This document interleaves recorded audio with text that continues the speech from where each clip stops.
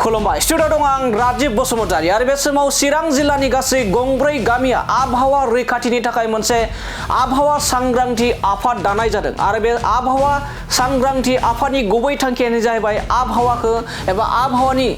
रैखाथिनि थाखाय संरैखाथिनि थाखाय बे आफादखौ दाना लानाय जादों आरो बे आफादा माखासे मानि नेमखान्थि दाना होदों आरो बे नेमखान्थिनि जुदि बारगा ओनसोलाव सोरबाफोर खामानि मावब्ला बेयाव जुरिमानाजों लोगोसे आयेन बायदियैबो राहा लानाय जागोन आरो बे चिरां जिल्लानि गासै गंब्रै गामियानो जाहैबाय दैसुमगुरि दै गोदै थारायबारि आरो सानजा थारायबारि बे गंब्रै गामिया आबहावा रैखाथिनि थाखाय आबहावा एबा हाग्रानि दाउसिन दाउलाफोरखौ जुदि इयार गानजों गावथारो अब्ला बिनि सायाव गोख्रों राहा लानायजों लोगोसे 10,000 रां जुरिमाना खालामनाय जागोन आरो बिनि अनगायैबो जुदि दैयाव बमा आरो सेक एबा सर्ट सार्किट होननानै जुदि ना हमो बैनि सायावबो गोख्रों राहा लानायजों बिथांनि सायाव जुरिमाना खालामनाय जागोन लोगोसे गान्जा आरो ड्राग्स सोबफैबाय थानाय एबा सोबनायफोरखौ बे समाव बन्द खालामनाय लोगोसे मोनायाव दैमा जाम्फैफोराव ना गावफैनाय बेफोरखौबो बन्द खालामनाय जादों बे गंब्रै गामिया जथाय एबा खौसे जानानै बे समाव फिन फोरमायबावोदि आबहावा सांग्रांथि आफादनि समाज बेरेखा हाबा होबथानायनि फोसावदिंनाय हाबाफारिखौ बे समाव एबा दिनैनिफ्राय फिन आरोबाव मावफिनबाय एबा थांनाय बोसोरनिफ्रायनो बे आबहावा सांग्रांथि आफादा बेफोरबायदि आबहावानि संरैखा एबा रैखाथिनि थाखाय खामानि मावबाय थादों आरो बिथांमोननि बे माखासे नेमफोरानो जाहैबाय जाय बिथांमोना इयार गानजों दाउसिन दाउला हाग्रानि दाउसिन दाउलाखौ गावथारो बिथांमोननि सायाव 10,000 फाइन लानाय जागोन एबा जुरिमाना खालामनाय जागोन लोगोसे बेटारि एबा बमा होनानै सर्ट सार्किट खालामनानै जुदि ना हमो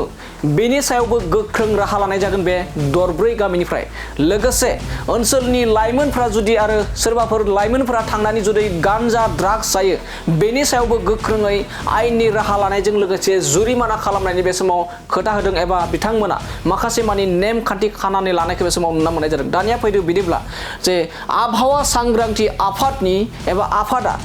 माबायदिहाय गोख्रों थांखि लादों आबहावा रैखाथिनि थाखाय एबा आबहावानि दाउसिन दाउला जिब जुनारफोरखौ माबोरै संरैखा होनांगौ बिथांमोननिफ्राय जों आबुङै खोनासंदोंनानै मिथिना लादिनि गिबियाव बयनिसिमबो अननाय आरो खुलुमनाय जासिग्रोबाय दिनैहाय नैबे मोनाबिलि जे समाव जोंनि मोनब्रै गामिजों जे दानानै लाजानाय आबहावा सांग्रांथि आफाद बा रैखाथि आफाद बे आफादा दिनै 12 तारिख 5 मास नैबे 2025 बेलासि समाव जोङो मोनसे खौरां मेल जे लिरथुमनाय जादों बिनिखायनो खौरां मेल नायगिरि बिथांमोन बयनिसिमबो आंनिफ्राय गोसो गोरबोनि अननाय आरो खुलुमनाय जासिग्रोबाय दिनै जोङो नैबे आबहावा सांग्रांथि आफादनि जोनोम जानायनि सोमोन्दै जोङो नोंथांमोन नायगिरि बिथांमोननिसिम जोङो गेबेङै आरो गुवारै जोङो फंनैसोबाबो खेंफोरथिनानै होनो सानदों जोङो जोंनि आफादा थांनाय 2024 मायथाइयाव जोङो जोनोम मोनदोंमोन आरो जोनोम मोनखांनानै जोङो समाजारि माखासे गुबुंले जानाय जे थासारिखौ नोजोर बोनानै दिनै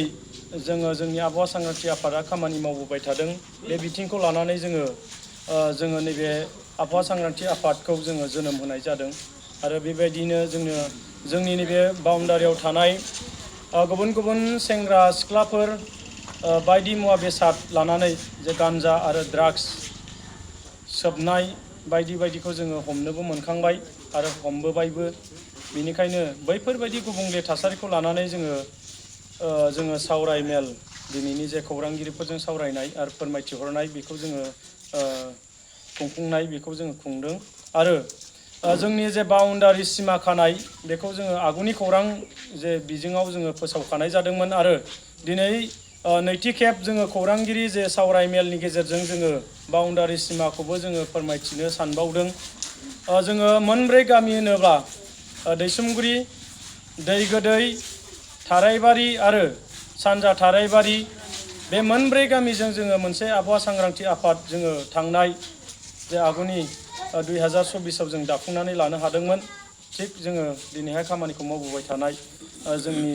दासिमबो सोलिबाय थादों बे हिसाबै जोंनि दिनैहाय खौरांगिरि जे मेल लिंथुमनाया जाहैबाय जोंनि नैबेहाय एयारगान लानानै जे दाव गावनाय आरो बियो मोना आरो सान बियो जोंनियाव फैनो मोननाय नङा बेखौ जों लानानै जोङो बिथा खालामनानै जोङो बे सावरायमेलखौ लादों। आरो नैथि हिसाबै जोंनि गेजेराव दै गोदै बुहुर आरो खुंदेब दैसायाव दैमा आरो दैसायाव ना बमा होनाय आरो कारेन्टजों सेक होनाय लोगोसे मुलि होनाय जोङो बे बिथाखौ लानानै जोङो फोसावनाय बेखौ जों सिगांदों। लोगोसे जोंनि गेजेराव जोंहा ड्राग्स आरो गान्जा सोबफैनाय बे बिथिंखौबो लानानै जोङो दिनैहाय नैबे खौरांगिरिनि गेजेरजों जोङो फोरमायहरनो जों सिगांदों। बेनिखायनो साफ्रोमबो दिनैहाय नैबे मिडिया पार्सन नायगिरि बिथांमोनहा मानगोनां बिथांमोना जोंनि नैबे दैसुमगुरि दै गोदै सानजा थाराइबारि आरो थाराइबारि मोनब्रै गामिनि सिङाव जाहाथे एयारगान लानानै दाव गावफैया बेखौबो खावलायबाय आरो मोना गुना जाहाथे नाखौ गावफैया बेखौबो खावलायबाय आरो सोरबा सेंग्रा सिख्लाफ्रा ड्राग्स बा गान्जाफोर लानानै बे बाउन्डारिनि सिङाव जाहाथे गावफैया आं बेखौ आफादनि जानानै गासै निउस नायगिरि बा खौरां नायगिरि बिथांमोननिसिम खावलायहरनाय थाबाय। लोगोसे जोंनि बेयाव खान्थि बिलाइ मोनसे गान्थि खानानै दोननाय जोंहा दङ। जुदि सोरबा बिथांमोना जोंनि गेजेराव फैनानै आयेननि बेरेखा जुदि खामानि मावफैयोबा बै बिथांमोननि सायाव जों गोख्रों जोंहा थांखि मोनसे दैखांनानै लानाय जोंहा दंखायो। बै बिथांमोना जुदि जोंनि गेजेराव फैनानै सोरबाया एयारगान लानानै दाव गावफैयो एबा गान्जा एबा ड्राग्सफोर सोबफैयो एबा ना मुलि होफैयो सेक होफैयो बै बिथांमोननि गेजेराव जोंहा गान्थि खाखानाय बायदियै आयेननि जुदि हेंथायै मावोबा 10,000 रां जों फाइन लानाय जागोन। बेखौ जोङो थांनाय समावबो लानाय जादों आरो दानि समावबो जोङो नैबे खौरां बिजोंजों जों फोसावनाय जाबाय। गोजोन्थों। गिबियावनो खुलुमबाय नायगिरि बिथांमोननिसिम जे दिनैनि बे प्रेस मिटनि गेजेरजों जों बेखौनो फोरमायहरनो सानदों जे जोंनि दै गोदै दैसुमगुरि इस्ट थाराइबारि बे दरब्रै गामिनि गेजेराव जोङो सिन्था खालामलायनायनि गेजेरजों जोङो मोनसे कमिटि दादों। मानो होनोबा जोंनि गेजेराव जोंनि गामि ओनसोलफ्राव दावथु दावसि बायदिसिनाखौनो जों नुनो मोनलामोन बोसोरनैसोनि सिगां। जों बेफोरखौ सिन्था खालामनानै गोबां सानलाय हलायनि गेजेरजों जोङो सिन्था खालामनायनि गेजेरजों कमिटि दानाय जादों। बेनो जाहैबाय आबहावा सांग्रांथि कमिटि। बे कमिटिनि दारैनो जों दिनै दैयाव मुलि लुनाय, एयारगानजों दाव गावनाय आरो दैयाव कारेन्ट सेक होनाय आरो ना बमा होनाय, गान्जा सोबनाय, ड्राग्स सोबनाय बेफोर गासिबो एन्टि ससियेल एक्टिभिटिसफोरखौ जोङो होबथानो जोङो आवगायदों। दा बे खामानियाव जोङो साक्सेसफुल जानोबो हादों। थांनाय बोसोरावबो जोङो 7ब्रैसो मानसिखौ जोङो हमनो मोनदों। बावैसो सिगां 2025 बे मायथाइयावबो जोङो 3-4 मानसिखौ जों हमबाय। दा बिनि गेजेरजों जोङो बिथांमोनखौ बुजाय आजाय खालामनानै बिथांमोननिफ्राय एसे माने फाइन जुरिमानाफोर फोनांनानै जोङो बिथांमोननि गार्जेनखौ लिंहरनानै बिथांमोननि गार्जेननि आखायाव जों गथायनानै हरदों। दा जोङो आसा खालामदों बेबायदि बुजाय आजाय खालामनायनि गेजेरजों निस्सय जोंनि बे कमिटिनि थांखिफोरखौ मानिगोन आरो जोंनि समाजा गोग्गो जालांगोन आरो जोंनि दैयाव मुलि लुनाय बेफोर गैया जागोन आरो एयारगानजों दाव गावनाय गैया जागोन आरो हराव बेटारिजों चेक खालामनाय, कारेन्ट चेक खालामनाय बेफोर गैया जालांगोन। बेफोरखौ जोङो दिनैसिम जोङो बुंनो हायो आरो बे जोंनि कमिटिया थालांबाय थागोन। जेसेबांसिम माने गोबाव माने जोङो बे कमिटिखौ सिफायनाय नङा। बे कमिटिया आरो गोजोर भाबै थाबाय थागोन। जोङो हागौमानि समाजखौ फोसाबनाय हाबाफारियाव जोङो नांथाबबाय थागोन। जोंनि बाउन्डारिनि सिङाव जुदि सोरबाफोर बेबायदि आबहावा गुबुंले खालामग्रा बिथांमोन हिनजावसा बा हौवासा बिथांमोन फैयोबा बिथांमोनखौ जों हमनायनि बेब'स्था जोंनि आखायाव दिनैसिमबो दं आरो थाबाय थागोन आरो ओंखायनो खावलायहरदों नायगिरि बिथांमोननिसिम जाहाथे जोंनि गथ' गथायफ्रा जोंनि बिदा फंबायनि गथ' गथायफ्रा गुबुन गुबुन जायगानियानो जा बा जायगानियानो जा जाहाथे बेफोरबायदि समाज बेरेखा हाबायाव जाहाथे लोब्बा थायालासिनो मोजां समाज आरो मोजां गोग्गो देहा दानायाव जाहाथे गोसो होयो